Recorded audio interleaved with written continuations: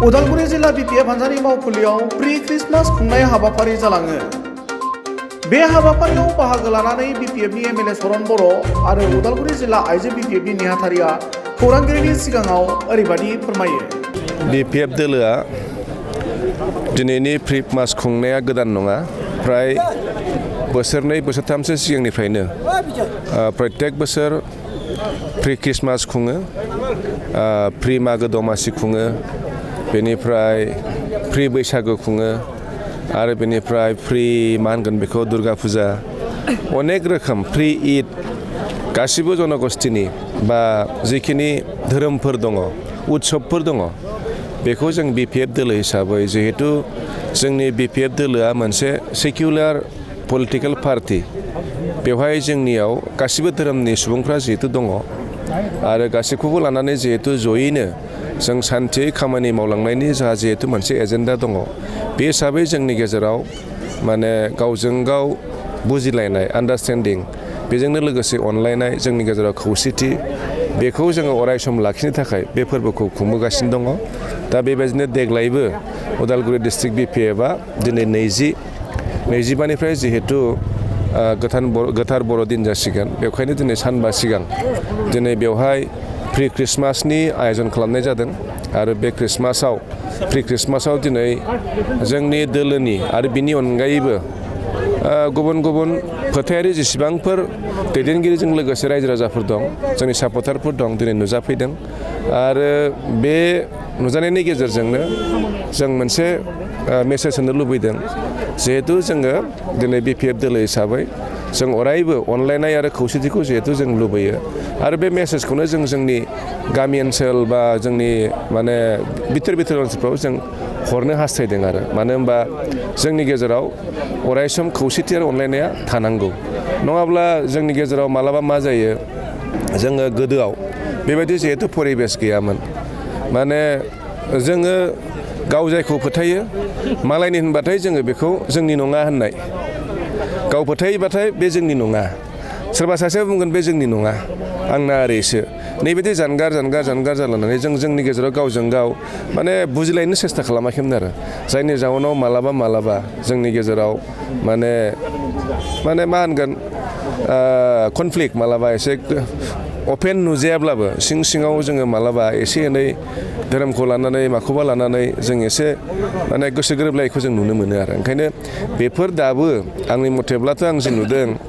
गामि ओनसोलाव दाबो थायो बेफोर एसे बेफोरखौ जों जुदि फोजोबलांनो हायोब्ला जोंनि गेजेराव अनलायनाय आरो खौसेथिया अरायसम थागोन आरो बिपिएफ दोलोआथ' माने मा होनगोन दाजेननायनिफ्रायनो रायजोनि अननाय जिहेतु अनसायनाय मोनबोखादों, बे हिसाबै बेखौ जोङो बुंनांगोन जे जोंबो निस्सय रायजोनि सुखु दुखुखौ जोङो माने मान होबोनो हादों, सुखु दुखुजों जों गोरोबफानो हादों, बेखायनो रायजो राजाफ्राबो जोंजों ओंखारबोदों। दा थिग बिदिनो फैयै जिहेतु थांनाय जि जोंनि 4थि बिटिसिनि बिसायख'थि, बेवहाय जों सरकार दानो हायाखिसै हिसाबै गोबांफोरनाव साननाय दंमोन जे बिपिएफआ एबार माने नोरजिया जासिगोन, दुरबल जासिगोन, बेबायदि हाबाफारि प्रग्राम निस्सय खुंनो हाला, बिसोर दुरबल जालांसिगोन निस्सय साननाय दंमोन। खिन्थु दिनै 3 बोसोर जिहेतु बिटिसिनि जि सरकारि पिपिएलजों दैदेनजानाय बिथांमोननि मावनाय दांनायफ्राव निस्सय रायजोफ्रा माने एसेबाबो नुनो हादों जे बिथांमोना रायजोनि गांनाय उखैनायखौ सुफुंनो हायाखै आरो बे हिसाबै जोंनि बिपिएफ दोलोआबो जिहेतु जों दोलो हिसाबै जा थांखि दंखायो जे राजनितियाव जेननाय देरहानाय थायो, बे हिसाबै जोङो अरायसम जोङो रायजोनि खामानि मावनायखौ जों मालाबाबो नागाराखै, कन्टिनिउ लाखिदों आरो बे जाहोनाव दिनै रायजोजों लोब रायजोफ्रा जोंजों रायजोफ्रा फैगासिनो दङ आरो जोंखौनो मदद होगासिनो दङ आरो जोंहा मोनसे फोथायनाय दङ, जोङो नेक्स्ट फैबाय थानाय समफ्राव जों निस्सय गादियाव जिरायफिननो हागोन आरो आवगोल थांनाय 15 बोसोराव जों जेरैबायदि रायजोनो जोङो जोंनि जि मा होनगोन बेखौ खुंथाय होबोदों, बेनिख्रुइ साबसिन जों एबार रायजोनो मोनसे खुंथाय होनो हागोन, जा मोनसे बिसास दं आरो नोंथांमोना निस्सय खोनानानै आसरित मोनगोन जे जों दिनै बिपिएफ दोला सरकाराव गैयाब्लाबो बिपिएफआ एबार गोदान संबिधान एमेन्डमेन्ट खालामनानै जिहेतु जनगोष्ठी सेल खालामबाय, बे जनगोष्ठी सेल जेब्ला जों दानो नाजायो अब्ला जोंनाव लोब दैदेनगिरिफ्रा माने जोंनाव दाबि खालामफैयो, आंनोबो नांगौ, आंबो मावनो लुबैयो। बे मोनसे जोंनि थाखाय मा होनगोन मोनसे शुभ लक्षण आरो दिनै जों सरकार गैयै समावबो जों जे बेबायदि जोंनि हान्जायाव थानानै खामानि मावनो जे गोबां दैदेनगिरिफ्रा फैनानै माने एसे एनै कम्पिटिसन जालायनाय बियो माने जोंखौ जथेस्थ' गोजोननाय लाबोयो आरो दा दिनै नोंथाङा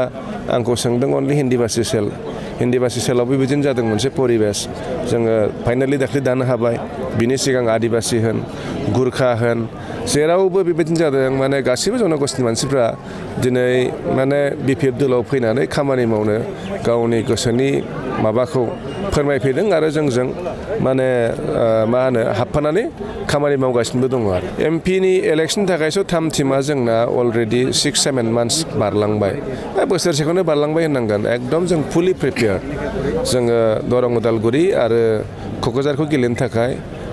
दासिम जोंनि जि बुथ कमिटि दानाय जोंनि पलिं स्टेशन वाइजआव बे बुथ कमिटि दानाया अलरेडि जोब्बाय आरो जों बेफोराव खनसे गिदिंबाय आरो बेफोरजों जों आरोबाव गिदिंबावगोन आरो बेनि अनगायैबो जोङो गाहाय थाखोआव थांनानैबो जों बर्थमान खामानि मावगासिनो दं आरो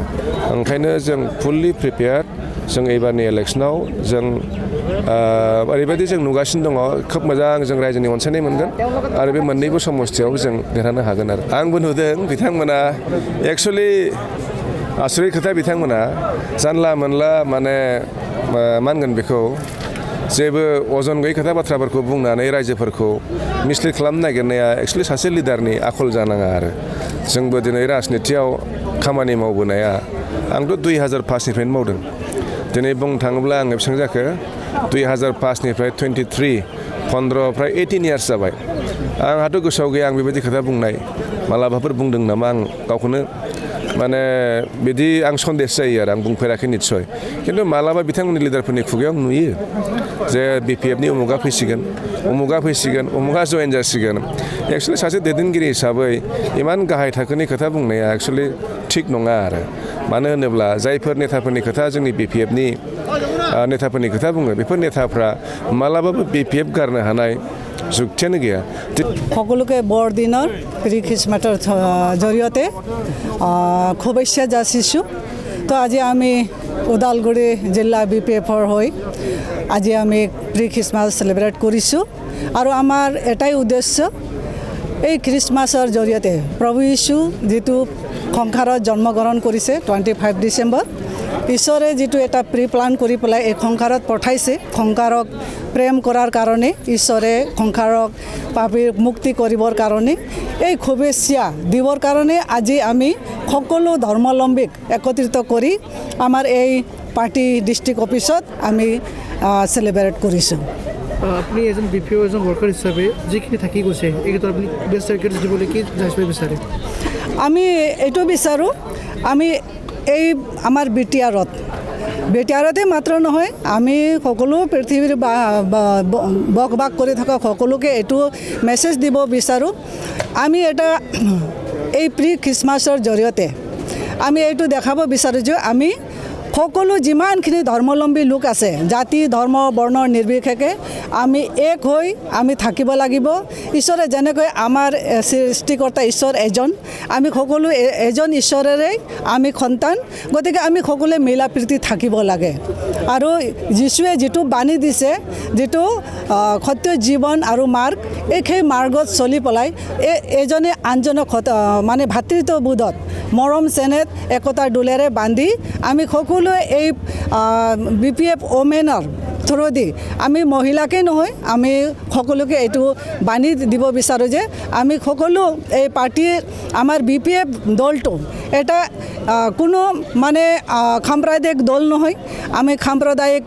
ধৰ্ম ৰাজনীতি নকৰোঁ আমি সকলোৱে বিপিএফ দলত আমি সকলো মানে ধৰ্মাৱলম্বী লোকে আমি এক হৈ পেলাই আমাৰ মানে বিটিআৰ উন্নতি প্ৰগতি আৰু শান্তি বিচাৰোঁ হয় আমি নিশ্চয় দেখা পাই আছোঁ আজি আপোনালোকৰ যোনটো বিপিএফ চৰকাৰ 17 বছৰ শেষ হোৱাৰ পিছত আজি 3 বছৰ এইটো বছৰ চলাই আছে হ'লেও আপোনালোকে যদি বিপিএফৰ মানে দলটো ছিঙি নাই আৰু এনেকাই আছে আৰু প্ৰেমবোৰটো বাঢ়ি আছে আমিতো দেখা পাই আছোঁ এইটো কি কয় হয় এইটো জনসাধাৰণে দেখি আছে আমাৰ চৰকাৰ আজি 3 বছৰ হ'ল নাই কিন্তু আমাৰ এই 3 বছৰত আমাৰ চৰকাৰ নাই আৰু আমাৰ প্ৰেম আৰু একতা আমাৰ যিটো BPF দলৰ একতা ইউনিটিটো আৰুহে বাঢ়িছে আৰুহে শক্তিশালী হৈছে গতিকে অহা দিনবিলাকত আমি আৰু আমাৰ অস্তিত্ব আৰু শক্তিশালী হৈ আছে যিটো বেলেগ দলবিলাকে চৰকাৰ গঠন কৰিছে যদিও এইবিলাক আমি যিবিলাক কৰি আছোঁ ৰাজ্যৰ হকে আৰু BTCৰ উন্নতিৰ হকে ৰাজ্যৰ মানে BTC শান্তি সমৃদ্ধিৰ হকে আমি সদায় চেষ্টা চলাই আছোঁ আপুনি এজন BPFৰ সেক্ৰেটাৰী হৈ ফালে আগুৱালি কেনেকুৱা কাম কৰি যাব BPFৰ কাৰণে পাৰ্টিৰ কাৰণে হয় আমি এনেধৰণেৰে আমি ৰাজ্যৰ ওচৰত গৈছোঁ আমাক 17 বছৰে একো ডেভেলপ কৰা নাই বুলি যিটো আমাক UPPL প্ৰমোদ বড়ো চৰকাৰে যিটো আমাক দোষাৰোপ কৰি পেলাই তেওঁলোকে জনসাধাৰণক